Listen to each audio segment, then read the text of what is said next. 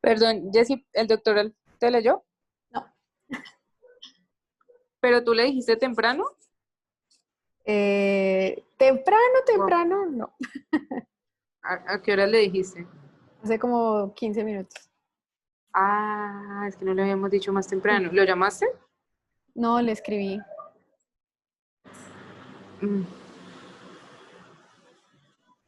Yo creo que llámalo porque de pronto está en consulta y no ha leído. Llámalo antes de... No, no, no, porque yo estuve en la consulta por la tarde y solo yo tenía consulta, él no, pero le voy a dar una llamadita, espera. Bueno,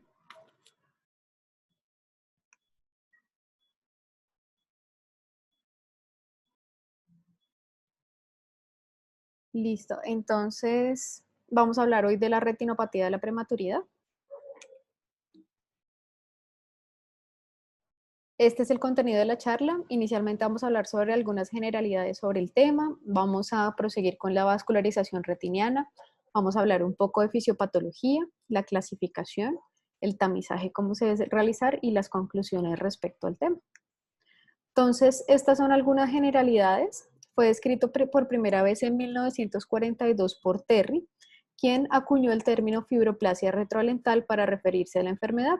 Simplemente lo mencionaba como una proliferación del sistema hialoideo embriónico, pero más adelante Owens y Owens descubrieron que este sistema hialoideo era normal al nacer y que había un desarrollo de una retinopatía posterior al nacimiento.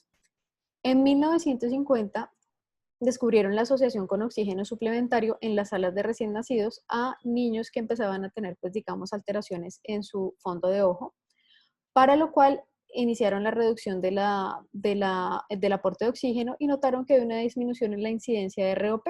Sin embargo, esta disminución de oxígeno incrementó la mortalidad, hubo mayor tasa de disfunción respiratoria, parálisis cerebral y otras comorbilidades asociadas al uso de ello, por lo cual pues esta recomendación se retiró. Y recordemos que a medida que aumentan los recién nacidos pretérmino, pues va a haber un aumento de estas retinas inmaduras que debemos examinar y tamizar. En los países desarrollados, la retinopatía de la prematuridad es la primera causa de ceguera en niños, pero en los países que tienen un menor nivel de desarrollo, pues hay una menor tasa de sobrevida de estos prematuros, especialmente los prematuros extremos que requieren como más cuidados. Digamos que Latinoamérica y especialmente Colombia se encuentran en una tasa de desarrollo intermedio en la cual pues los pacientes sí sobreviven, pero muchas veces las unidades de cuidados intensivos no están acondicionadas para prevenir todas las secuelas que puede tener pues el nacer tan prematuro. Entonces, pues nuestro medio tenemos que tener de todas maneras en cuenta y presente esta enfermedad y gracias a Dios pues no es una gran causa de ceguera. Hay otras causas de ceguera más importantes. El 10% de los partos en el mundo son prematuros, es decir, nacen antes de la madurez o de la semana 36. Y más o menos de esos partos, el 1% son prematuros extremos que nacen antes de las 28 semanas de gestación. Yo me acuerdo que hace unos años cuando yo estaba en la universidad, el límite de la viabilidad era de 26 semanas, pero vemos que cada vez se está permitiendo el nacimiento de niños más prematuros a los cuales pues se les puede adaptar sus necesidades para lograr sacarlos adelante.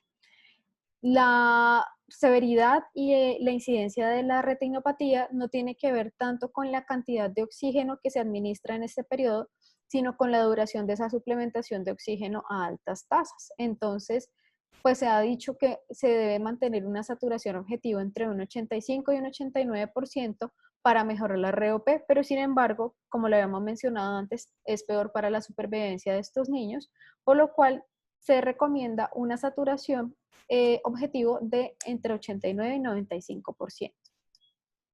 Estas son algunas estadísticas en Colombia. Entonces, en el cuadro que vemos acá a la izquierda, es tomado de la guía de tamizaje o de la guía de manejo de los prematuros, en los cuales, mediante el plan Canguro, pues lo que se intenta mostrar en esta tabla es que a menor edad gestacional hay mayor riesgo de retinopatía de la prematuridad en cualquier grado.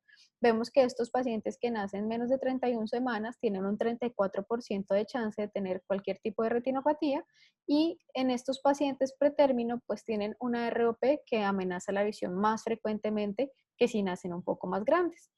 Y acá hay otro estudio de nuestro medio que se realizó en Medellín, pues que también evaluó a pacientes que habían presentado retinopatía de la prematuridad y se dieron cuenta que a menor peso y a menor edad gestacional, como lo vemos acá en el recuadro de abajo, pues hay una mayor incidencia de estos niños de tener una retinopatía de la prematuridad y un poco más severa. Entonces, tener esto presente para el momento de la evaluación. Hablando un poco de la vascularización de la retina fetal, que digamos es lo que más nos importa para empezar a hablar de la fisiopatología, vamos a encontrar dos fenómenos que van a generar, digamos, la vascularización de esta retina. El primero de ellos es la vasculogénesis o la formación de todo este sistema vascular que ocurre entre las semanas 14 y 21. Estas son células que provienen del mesénquima, son células endoteliales, gliales y pericitos, que van a terminar formando las cuatro arcadas principales, las dos nasales y las dos temporales. Y este es un fenómeno que es independiente de hipoxia, o sea, ocurre bajo condiciones normoxémicas. Y la angiogénesis es un proceso completamente diferente que inicia en la semana 21. Este sí es un proceso que va a terminar remodelando todo, digamos, este sistema vascular primitivo. Y este sí es un factor dependiente de hipoxia, por lo cual nos va a estimular el VEGF. Entonces, en la imagen lo que estamos viendo es el periodo del tiempo en el cual va a haber una vascularización de estas arcadas vasculares. Vamos a ver que hacia la retina nasal va a ser más rápida la vascularización, inicia más o menos al cuarto mes gestacional y termina hacia el octavo mes, y en el área temporal, pues hasta llegar a la vascularización hasta la hora serrata, se toma más o menos las 40 semanas de gestación, como lo vamos a ver en esta imagen. Entonces, la periferia nasal completa su vascularización más o menos en la semana 32 y la periferia temporal hacia la semana 40. Entonces, lo tenemos que tener en cuenta en el momento que valoremos un paciente, que pueda que veamos de 33, 34 semanas, cuya retina temporal no ha terminado, digamos, su vascularización normal, pero esto no significa necesariamente que sea algo patológico, sino un proceso fisiológico. Entonces, ahora sí vamos a hablar un poco de la fisiopatología en estos niños. Entonces recordemos que in útero hay un crecimiento normal de los vasos que es estimulado por, digamos, varios factores, principalmente el factor endotelial vascular y el factor de crecimiento similar a la insulina tipo 1. Cuando el niño nace de manera prematura, este crecimiento normal de los vasos no se completa, hay una disminución súbita en estos factores de crecimiento, lo cual pues nos va a llevar a una, digamos, a una parada súbita del crecimiento de estos vasos.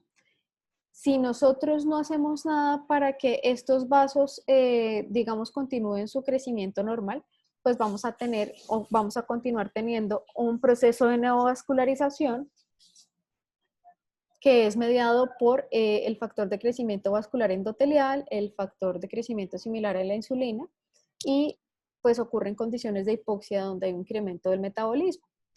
Digamos que si lográramos controlar esta fase, controlando la exposición de oxígeno y evitando la supresión del factor de crecimiento vascular endotelial, pues podríamos evitar la neovascularización y podríamos pues hacer una intervención más temprana. Entonces vamos a ver qué se compone de estas dos fases o estas dos etapas. La primera es la vasoconstricción y la oclusión vascular retiniana. Inicia después de poner estos pacientes sometidos a la hiperoxia y, como lo decía inicialmente, es dependiente del tiempo. Se dice que más o menos puede tolerar hasta un 80% de vasoconstricción y todavía puede ser un fenómeno reversible. Pero si se supera este 80% de vasoconstricción a nivel de la retina, pues puede haber una oclusión permanente de todos estos vasos inmaduros, hay una disminución súbita de estos factores y pues esto más adelante nos va a llevar a la hipoxia. Esto es una fase que es completamente indetectable y por eso pues es una lástima que no la podemos intervenir. Pero sí, la etapa secundaria es cuando inicia la neovascularización. Entonces, la hipoxia se instaura. Esto hace que haya un incremento en la demanda de VEGF y factor similar al crecimiento, factor para el crecimiento de insulina similar, factor de crecimiento similar a la insulina tipo 1, perdón. Esto hace que todas estas proliferación de estos vasos que se habían obliterado y los que están alrededor de estos vasos obliterados empiecen a proliferar, y esto es lo que vamos a ver pues clínicamente en el fondo de ojo. Lo que vamos a ver va a ser similar si le hiciéramos una angiografía a una neovascularización tipo 1 en los ojos de estos niños. Entonces, ¿qué factores de riesgo tenemos? Pues el más importante es la inmadurez. Recordemos que a menor edad gestacional y menor peso al nacer hay una mayor probabilidad de ROP, pero no solo hay una mayor probabilidad de presentarla, sino de tener una variedad agresiva y una ROP más severa. Recordemos que el oxígeno también, digamos, es un factor de riesgo, tanto la hiperoxia como la hipoxia.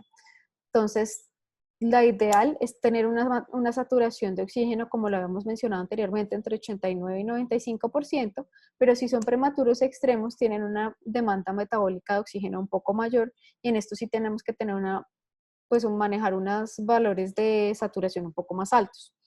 Se han hecho diversos estudios de qué es mejor para estos bebés una vez instaurado las retinopatías de la prematuridad.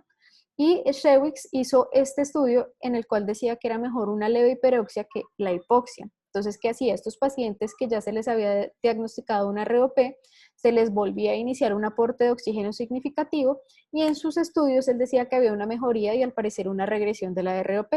Sin embargo, se hizo un estudio mucho más grande que fue el STOP ROP, en el cual mediante la suplementación nuevamente de oxígeno, pues no hubo ningún cambio ni deleterio ni favorecedor para estos pacientes que tenían ROP establecido.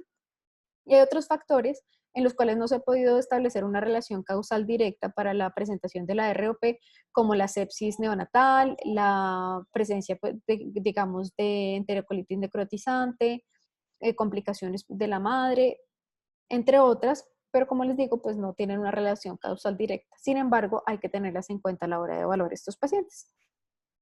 ¿Cómo sí podemos prevenir la ROP?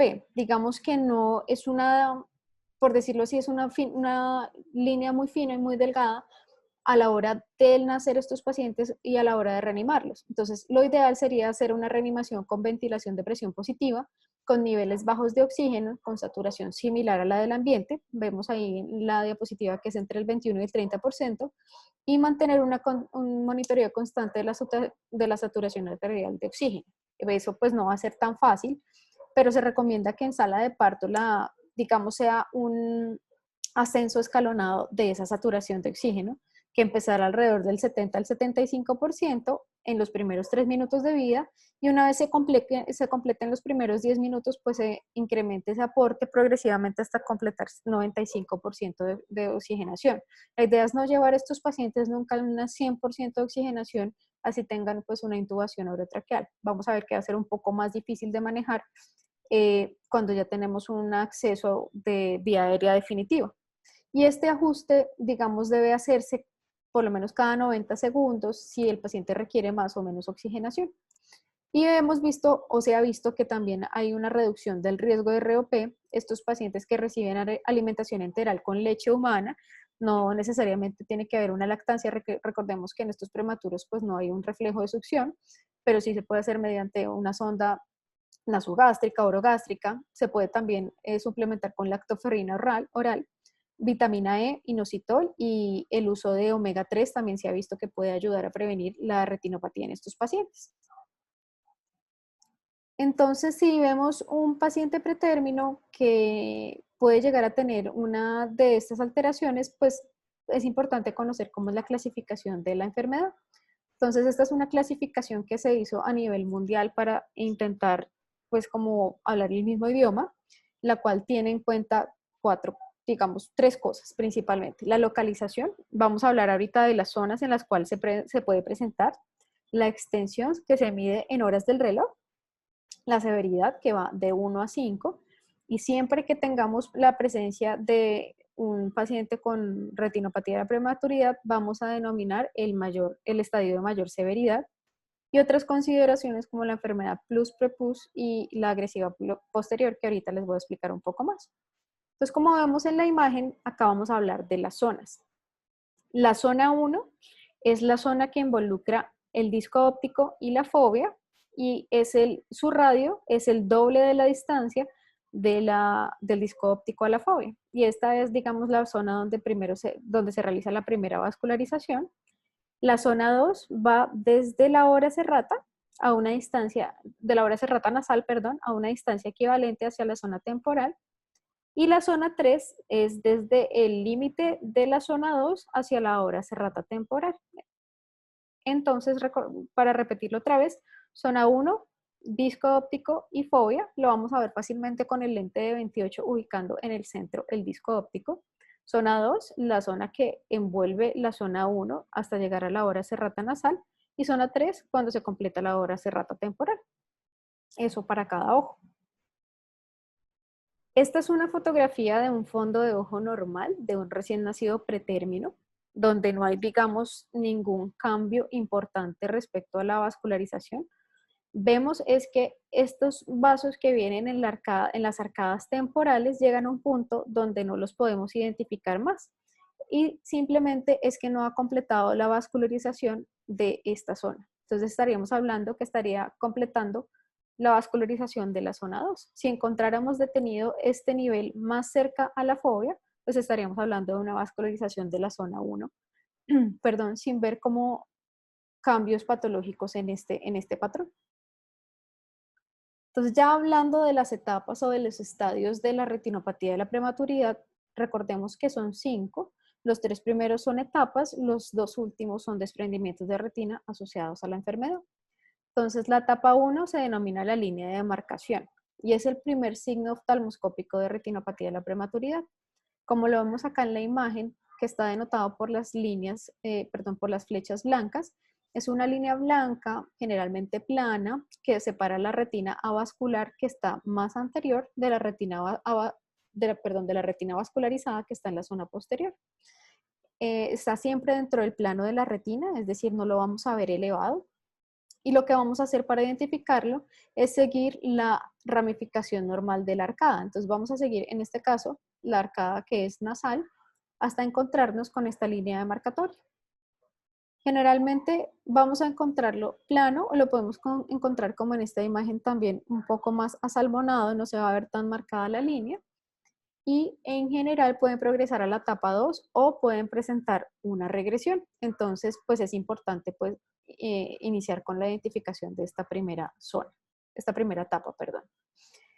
Respecto a la zona, pues depende de dónde esté ubicada la línea de demarcación, si está en la zona 1, en la zona 2 o en la zona 3. Lo vamos a denotar como retinopatía de la prematuridad, estadio 1, zona 2 o zona 3. Ya la etapa 2 es cuando esta línea de marcación toma volumen y se sale del plano de la retina, se forma una cresta. Tiene un ancho, tiene una altura y se extiende de forma centrípeta dentro del globo, es decir, va a seguir como la circunferencia. Puede ser blanca, puede ser rosada, y como vemos acá en la imagen que señalan las puntas de flecha, vamos a ver unas lesiones que son, digamos, estos ovillos neovasculares detrás de la cresta, que se van a denominar las lesiones en palomitas en maíz. En este estadio nunca van a llegar a la cresta, y la etapa 2 se diferencia de la etapa 3 en que no hay proliferación fibrovascular en la superficie de esta cresta. Ya en la etapa 3, si vamos a ver esta proliferación fibrovascular que está sobre la cresta, vamos a ver que hay unas zonas de tracción sobre esa cresta, se ve un poco más elevada, perdón. Puede haber tracción vítrea significativa, vamos a empezar a ver ya hemorragias en la zona de unión de la cresta con pues esta zona vítrea, hay más síntesis y condensación del cuerpo vítreo, vamos a ver pues va a ser mucho más evidente que de pronto las etapas 1 o 2, y si la enfermedad progresa y continúa, pues vamos a llegar ya a las etapas de desprendimiento de retina. Entonces la etapa 4 se divide en 4A y en 4B. La etapa 4A es cuando hay un desprendimiento de la retina que es extrafoveal, es decir, no nos involucra la mácula.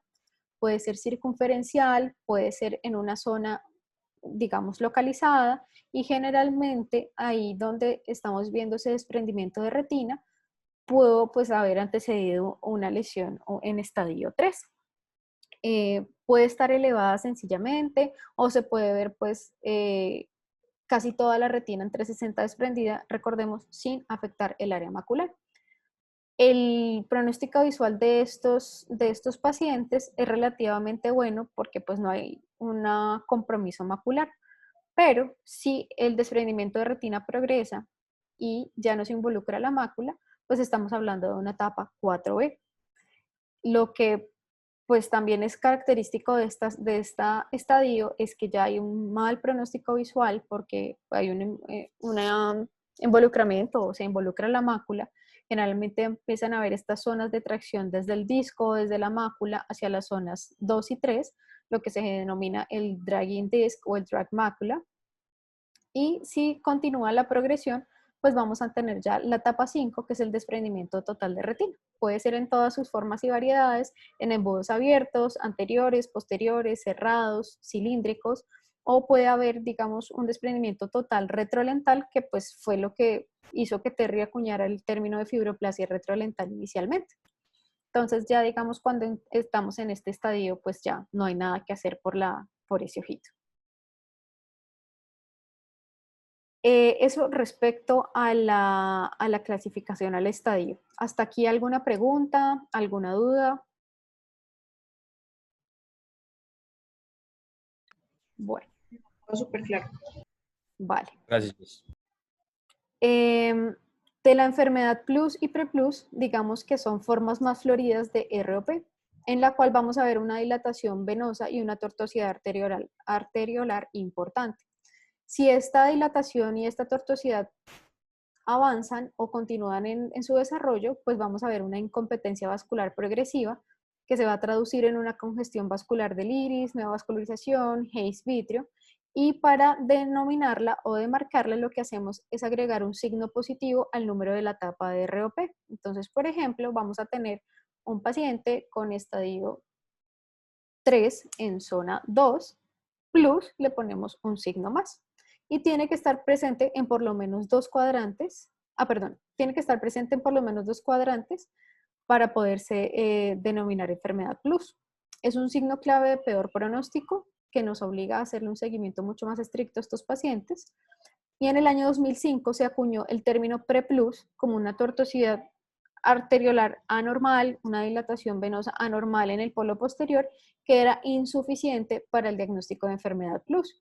Entonces, digamos que hay dos corrientes, una que dice que normalmente estos pacientes preplus no deben tener todas las 4 arcadas comprometidas, sino generalmente es una hemiretina o la nasal o la temporal o la superior o la inferior, y ya cuando vemos todos los 4 arcadas comprometidas estaríamos hablando de una enfermedad plus. Y estos pacientes que tienen esta, digamos, agravante, normalmente van a requerir tratamiento. Más adelante les voy a mostrar un cuadro en el cual explicamos cuáles son esos pacientes que requieren de tratamiento. Y acá en esta imagen vemos cómo se vería esta enfermedad plus. Vamos a ver una dilatación venosa marcada, una tortuosidad arteriolar bastante importante y que es fácilmente visible pues en el polo posterior, como lo vemos acá, pues en los 4 cuadrantes. Entonces, en este caso, veríamos que este sería un estadio probablemente 3, terminando la zona 2, que tendría una enfermedad plus. Hay otra variante de la enfermedad plus que Jessica, ¿Sí? hola, si quieres devuélvete en un momento, pues simplemente como para aclarar lo que dijiste de plus y preplus, en la práctica, para tenerlo claro, si ves solamente 2 arcadas comprometidas, estás hablando de plus. Cuando tienes más de 2 arcadas, de preplus. Cuando ya tienes más de las 2 arcadas, ya hablas de enfermedad plus.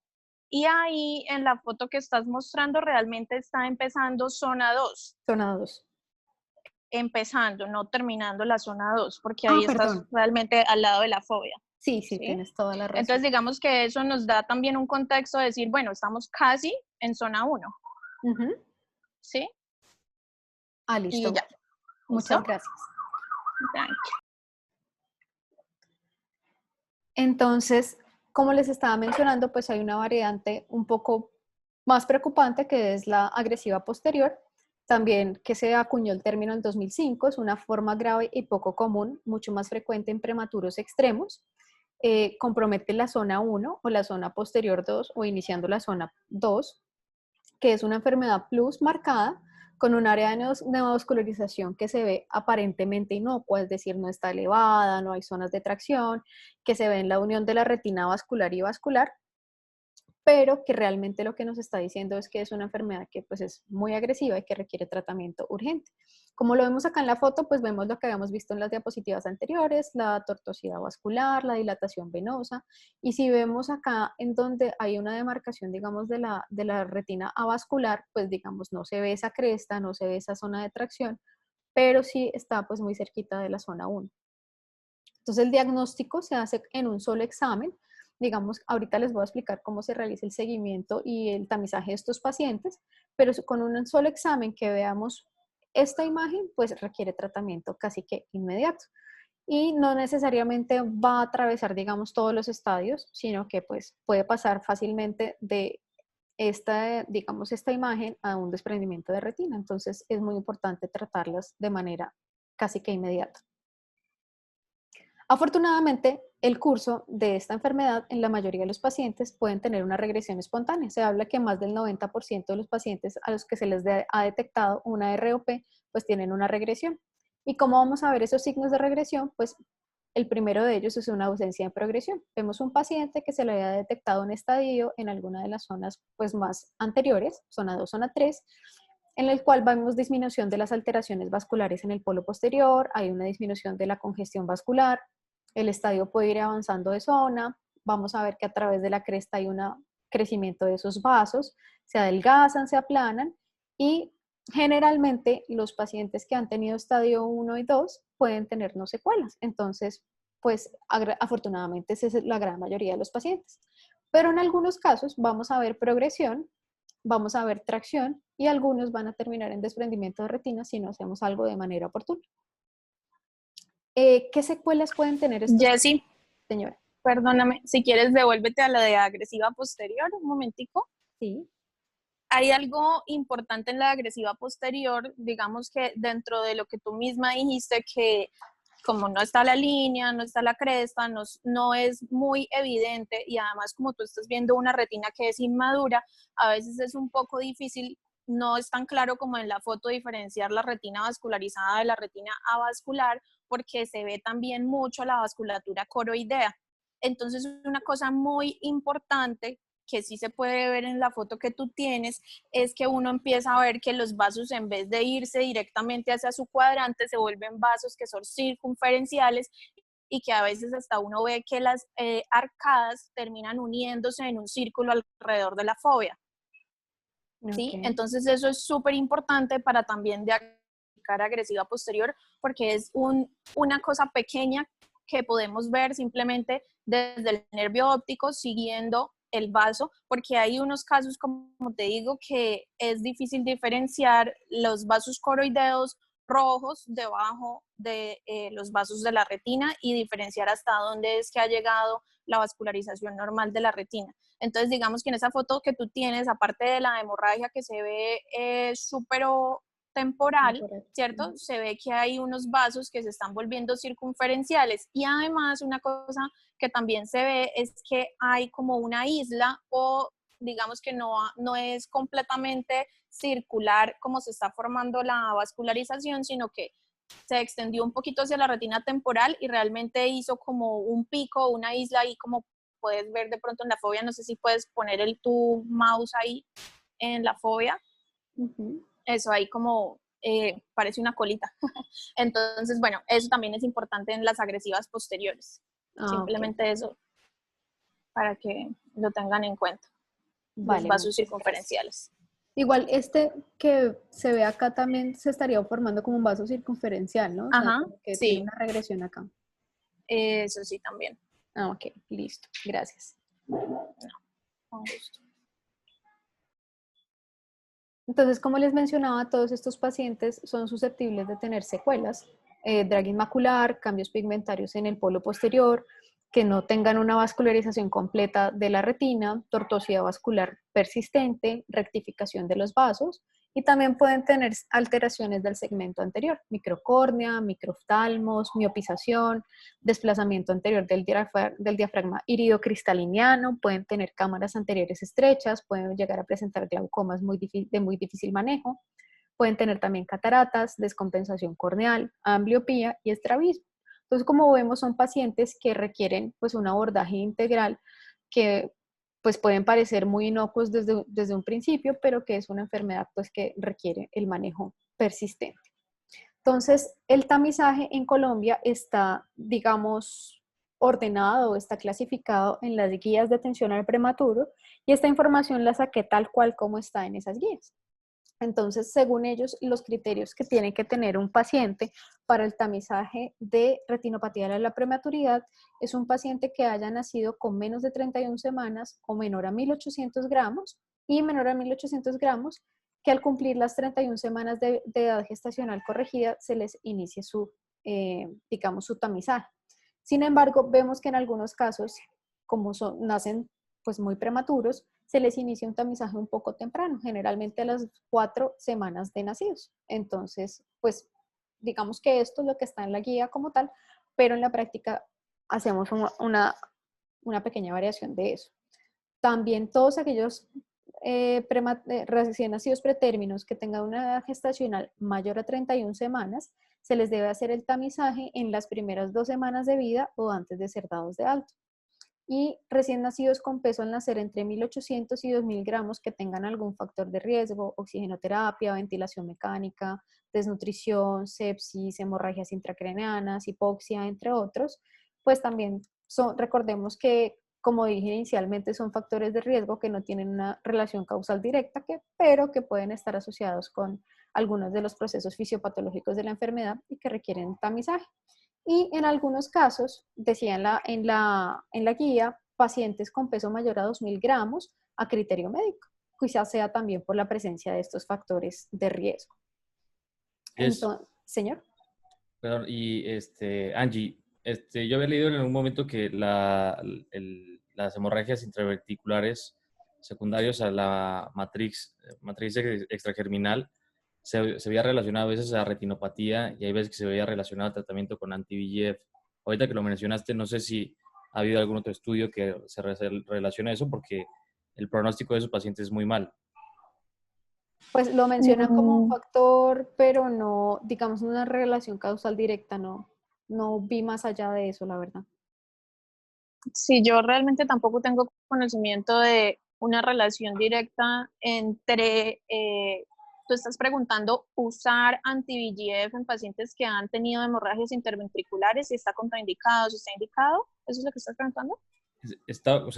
Estaba descrito en algún momento que no se tendría la relación si aumentaba la hemorragia o no, o sea, porque los vasos son mucho más frágiles en esa matriz. Entonces, no estaba bien descrito, pero eso lo leí hace como 2 años. Y ya pues, Fer, no, realmente no he leído puntualmente si hay casos descritos de pacientes en los que empeorara una hemorragia interventricular por el uso de antiangiogénico. No he leído, pero leeré y te daré tu respuesta. Gracias. Perdón, Jess. No, vale.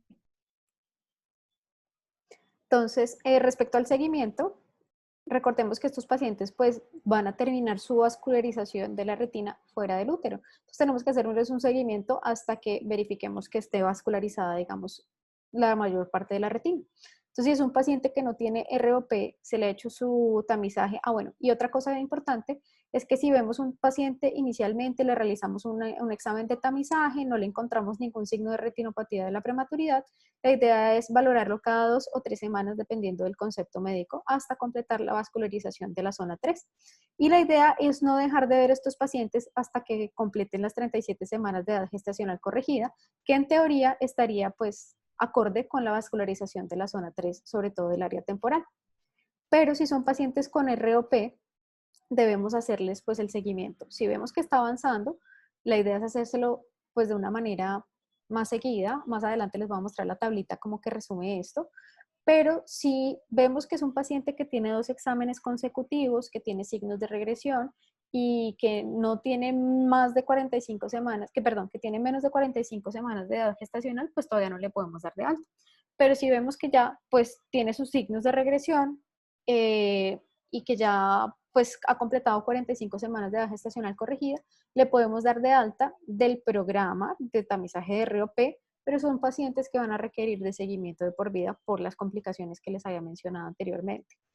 ¿Qué signos vamos a ver de involución? Algunos de ellos ya se los había mencionado, pues el más importante, que no haya empeoramiento va a haber un cambio de color, digamos, de ese estadio. Normalmente pasa de ser un color más intenso a ser un color más pálido. Hay atrofia, hay tejido cicatricial y también vamos a ver, como lo había mencionado, el crecimiento de estos vasos a través de la línea demarcatoria que pues van a llegar a vascularizar la zona más periférica.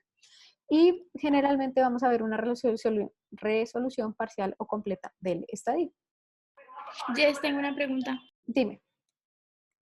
En la parte, cuando los pacientes no tienen ROP, se les hace el examen y los vuelvo a citar independientemente si yo le hice el primer examen de tu 29 semanas y no le vi signos, ¿se vuelve a ver hasta la semana 37 a ver si desarrolló algún signo? Lo estás viendo con frecuencia, como te digo, se puede manejar cada 2 o 3 semanas, idealmente cada 2 semanas, hasta que tú estés seguro que hay una vascularización completa de la retina. Si tú ves que vascularizó la retina, ya tiene 37, 40 semanas de edad gestacional corregida, pues ya sabes que ese es como, digamos, el proceso fisiológico normal y ya le puedes dar de alta porque pues probablemente no vaya a desarrollar una ROP. Sin embargo, pues cuando les das de alta, la idea también es que sigan en controles para mirar que esas retinas que fueron tan inmaduras, pues sí estén completamente vascularizadas. Gracias. Jess, perdón, si la pregunta es si lo viste a las 29 semanas y no le viste nada, depende de en dónde lo viste que esté vascularizando, porque no es lo mismo que no tenga ROP, pero que esté vascularizando bien la zona 1, porque 29 semanas está muy prematuro y está solamente vascularizando la zona 1, pues entonces ahorita de pronto Jess va a mostrar la tabla en la que puedes ver, dependiendo de qué fue lo que encontraste, así no tenga ningún estadio de ROP, debes hacer un seguimiento, es decir, si a las 29 semanas no tiene nada, pero está en estadio 1, igual hay que verlo a la siguiente semana, no a las 2 semanas ni a las 3 semanas, a la siguiente semana porque aún está en riesgo de hacer ROP, ¿sí? Y depende, si ya lo viste en la zona 2 y es zona 2 final, bueno, zona 2 empezando, pues ahí también depende ya también como de la experticia, si vas a verlo a las 2 o a las 3 semanas, pero depende en qué etapa de vascularización está cuando lo evalúas. Gracias. Entonces, esta es, digamos, la tabla que resume cómo debería ser el seguimiento de estos pacientes. Acá hablamos de como tal estadios de la enfermedad y digamos que se agrupan en dos. El primero es el tipo 1, que son aquellos pacientes que se benefician de tratamiento, que básicamente son los que están demarcados en la tabla de color rojo, que son zona 1, en cualquier estadio con plus o estadio 3 sin plus. Si está ubicado en la zona 2, que tengan estadio 2 o 3 con plus. Y si presentan alguna de las otras características, pues deben permanecer en observación estrecha, excepto por los que están vascularizando zona 2 o zona 3 o tienen un estadio, estadio 1 o 2 en zona 3. Digamos que son los que podemos ver en 2 semanas. Entonces, si encontramos estos pacientes que están en zona roja, pues necesitan el tratamiento, en cuyo caso, pues el tratamiento de primera línea de elección es el láser. El láser es ideal que sea un láser de diodo, que tenga una longitud, que sea amarillo, que tenga una longitud de onda pues de color amarillo, pero pues vemos que no está disponible en todo lado. ¿Y por qué es ideal? Porque pues causa menor quemadura, por así decirlo, de la retina, menor ablación, pero pues con el láser de argón también se puede hacer una buena fotocoagulación de esta retina vascular. Y recordemos que lo que queremos es evitar la proliferación del VEGF para que no nos ocurra la neovascularización. Ahorita vamos a hablar un poquito también del tratamiento disponible con VEGF.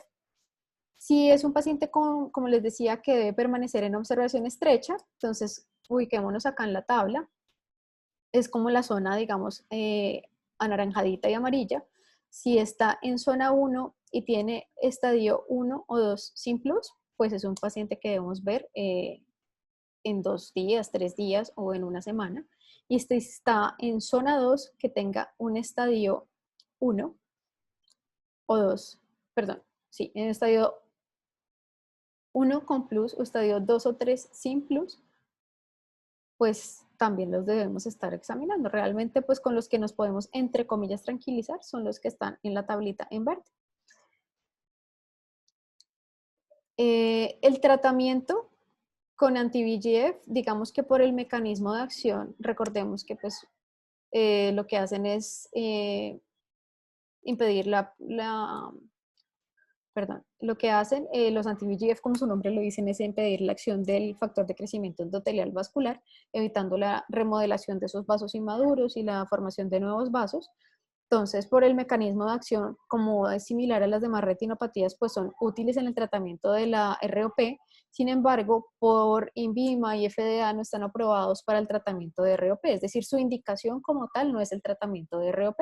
Sin embargo, su uso off-label se ha estudiado, se han obtenido muy buenos resultados y lo que hay que hacer en el caso que se vaya a utilizar este medicamento es explicar a los padres y obtener un consentimiento informado, pues que su hijo se va a beneficiar de este tratamiento a pesar de que no esté, digamos, incluido en las indicaciones in vivo.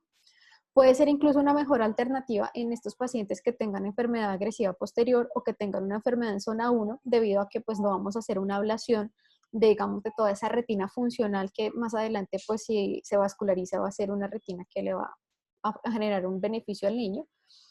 Y también se puede considerar en la falla del tratamiento del láser o en estos pacientes que tienen una zona muy periférica en la cual se necesite hacer la ablación y que por dificultades técnicas no se puede realizar. Entonces es una muy buena herramienta. Generalmente se ha estudiado el uso con ranibizumab y con aflibercept, pero digamos que no se recomienda el uso de bevacizumab solo porque las primeras series de estudios que se están haciendo con este medicamento hasta ahorita están empezando, digamos, a sacar sus resultados. Se dice que el primer estudio o el estudio más grande que lleva como 5 años, pues hasta ahorita en el 2022 va a sacar sus primeros resultados.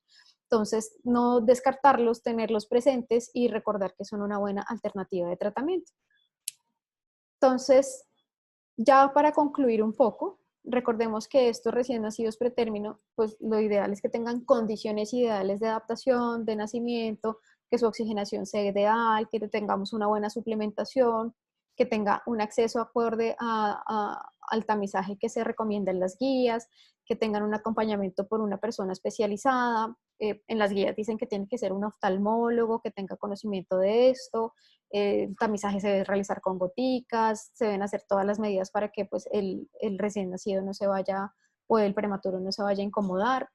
En estos pacientes, una cosa muy importante que olvidé mencionar en el tratamiento es que existe algo que se llama el umbral de tratamiento, que es que cuando detectamos un paciente que está avanzando en su estadio o que está presentando una enfermedad agresiva posterior, se dice que más o menos se trata de 48 a 72 horas de ventana para evitar la progresión y digamos, pues las condiciones desfavorables de ese tratamiento. Entonces, lo ideal es tan pronto detectemos un paciente que esté en la tablita roja, o sea, que tenga un estadio con plus en zona 1, cualquiera de los estadios en zona 1 con plus, zona 2, estadio 2 y 3 o zona 3 con plus, pues hay que hacerle un tratamiento lo más pronto posible. Y realizar el abordaje de complicaciones. Recordemos que las complicaciones no solo se presentan cuando hay un desprendimiento de retina, puede haber una hemorragia vítrea secundaria a esta tracción, puede haber alguna, pues problemas con las inyecciones, puede haber cualquier tipo de cosas que pueden suceder tanto en el tratamiento como en el seguimiento de estos pacientes. Y recordemos que son pacientes que van a requerir seguimiento de por vida, sobre todo si hicieron algún estadio de ROP. ¿Por qué es importante eso? Porque esos niños que están en la UCI, pues finalmente van a ser seres humanos que van a ser activos laboralmente y que la idea es que los llevemos a su madurez de la mejor manera posible. Y eso es todo. Muchas gracias. Si tienen alguna pregunta.